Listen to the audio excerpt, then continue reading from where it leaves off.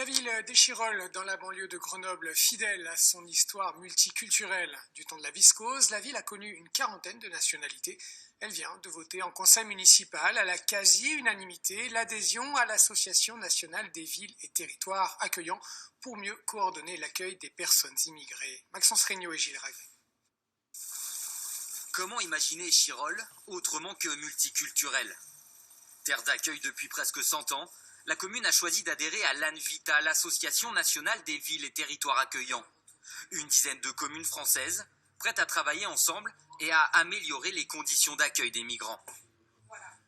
La situation, on l'a. Qu'est-ce qu'on en fait? On regarde ces gens vivre dehors, on écrase une larme, on donne 1 euro, ou si on met des vraies réponses en face des problèmes qui se posent à nous. Est-ce qu'on continue d'accepter cette situation?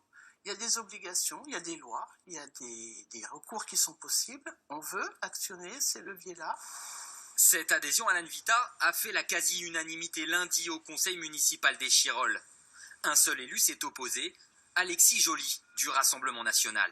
Il me semble qu'Échirolles a beaucoup de défavorisés qui ne sont pas des migrants. Alors la solidarité mal placée, ça suffit. Je crois que plus de 20% de la population est au chômage, que 20% de la population vit sous le seuil de pauvreté. Et on ne comprend pas pourquoi est-ce que l'on vient encore ajouter de la misère alors que beaucoup de nos citoyens sont déjà en grande difficulté. Le flux migratoire à Échirolles ne représente pourtant que 120 personnes par an, 0,3% de la population.